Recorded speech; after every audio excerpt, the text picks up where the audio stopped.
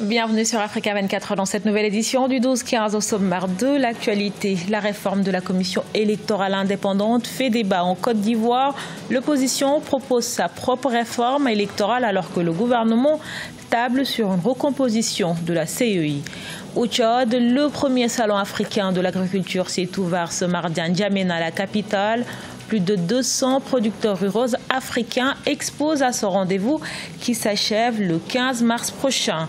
Et en Afrique du Sud, un studio de cinéma d'animation par ordinateur se distingue par son originalité et ses histoires centrées sur l'Afrique. Triggerfish a reçu plusieurs distinctions à l'international. Mais tout d'abord, rétropédalage du gouvernement au Soudan. L'état d'urgence a été réduit d'1 an à 6 mois. Ce lundi, le Parlement a voté la réduction de cette mesure. Elle avait été décrétée le 22 février dernier par le président Omar El-Béchir pour faire face aux manifestations contre son régime. Désormais, c'est en août 2019 au lieu de février 2020 que prendra fin l'état d'urgence en vigueur au Soudan. Pour rappel, le pays est secoué par un mouvement de protestation initié par des ONG et des syndicats dont l'Association des professionnels soudanais. Le mouvement vise depuis janvier le départ du président de 75 ans au pouvoir depuis 1989. En Côte d'Ivoire, la question de la réforme de la commission électorale indépendante fait toujours débat. Cette réforme a été initiée par le gouvernement à la suite d'un arrêt de la Cour africaine des droits de l'homme et des peuples de 2016 qui jugeait la CEI partiale et non indépendante. Si le gouvernement table sur une recomposition de l'organe électoral, l'opposition, elle, veut tout revoir. Reportage de notre correspondant Olivier Conan. Une personnalité de la société civile pour diriger la CEI, Commission électorale indépendante, c'est l'une des propositions de la plateforme des partis d'opposition en vue de la réforme de l'institution chargée d'organiser les élections en Côte d'Ivoire. La présidence de la commission chargée des élections par une personnalité de la société civile, recrutée par appel à candidature, avec des vice-présidents également recrutés par appel à candidature. L'exclusion des représentants de l'administration et des institutions de la République. La participation des représentants des partis politiques, tant du pouvoir que de l'opposition, avec une mission de contrôle et d'inspection du processus électoral au sein d'un comité présidé par un représentant de la société civile. Toutes les mouvances de l'opposition ont la même position sur la nécessité de la réforme de la CEI. Je suis un partenaire officiel d'EDS et du FPI de Laurent Gbagbo. Je suis à ce titre-là, disons, une petite partie qui est là en train de travailler aux côtés du PDC. Et je peux vous dire que les points que nous défendons sont partagés également par EDS. En rappel, la commission électorale indépendante actuelle a été mise en place en 2003 et révisitée en 2013. C'est le 18 novembre 2016 que la Cour africaine des droits de l'homme et des peuples a rendu un arrêt demandant la modification de la composition de la CEI afin qu'elle soit indépendante et impartiale. L'agriculture africaine à l'honneur au Tchad, sa capitale N'Djamena abrite depuis ce mardi le premier salon africain de l'agriculture. Près de 200 producteurs africains ont commencé l'exposition de leurs produits agricoles. Au-delà des expositions, plusieurs conférences, débats sont animés par les experts au profit des visiteurs. Mahamat Ramadan et Corinne Kamsefem. Les producteurs de plus de 40 pays africains participent à la première édition du Salon africain de l'agriculture qui s'est ouvert ce mardi 12 mars 2019 à N'Djamena, la capitale tchadienne. L'adaptation de l'agriculture au changement climatique et la question du commerce interafricain des produits agro-silvopastoraux constituent les principaux axes qui structurent les échanges. Cette présence donc traduit la ferme volonté des dirigeants africains et leurs partenaires de fédérer leur énergie et de mutualiser leurs ressources en vue d'accélérer le développement économique de notre continent par l'accroissement du commerce intra-africain, notamment celui des produits agro-silvopastoraux et halieutiques. Plus de 200 producteurs ruraux africains, des instituts de recherche agronomique et des unités industrielles de transformation des produits agricoles ont exposé leur savoir-faire et leurs produits aux visiteurs du Salon africain de l'agriculture. Selon certains experts, les pays doivent miser sur les recherches dans le secteur agricole et la santé animale pour plus de productivité.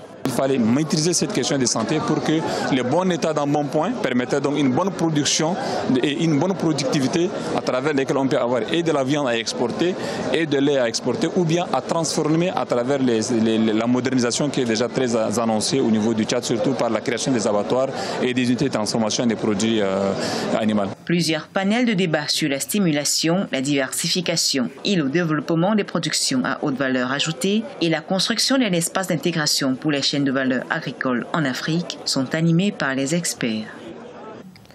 Cette nouvelle attaque au Mali, au moins 6 militaires maliens ont été tués dans l'explosion d'une mine dans la région de Mopti, dans le centre du pays.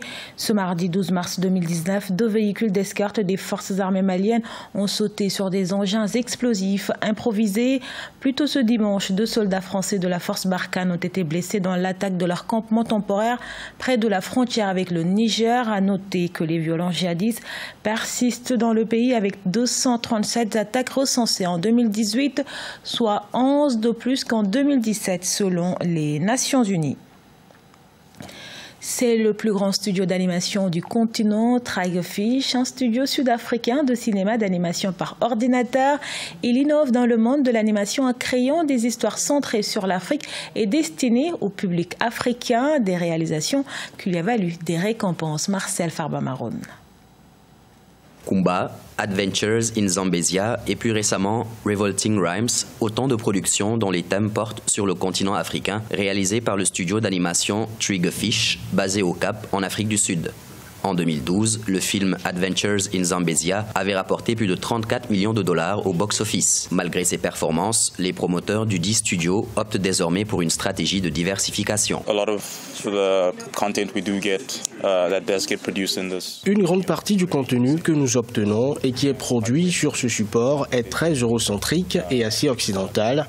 Et je pense que la diversification de ce contenu dans cette industrie a vraiment une grande valeur. Il y a aussi beaucoup d'histoires afrocentriques qui peuvent être racontées et cela peut vraiment apporter une valeur élevée aux productions. Avec plusieurs distinctions, notamment une nomination aux Oscars 2018 du meilleur court-métrage et d'autres nombreuses récompenses, Triggerfish est aujourd'hui le plus grand studio d'animation du continent. Je pense que l'animation est le type de narration le plus grandiose. Donc vous pouvez tout faire. Vous pouvez créer tout ce que vous pouvez imaginer et vous pouvez utiliser une métaphore et des animaux parlants.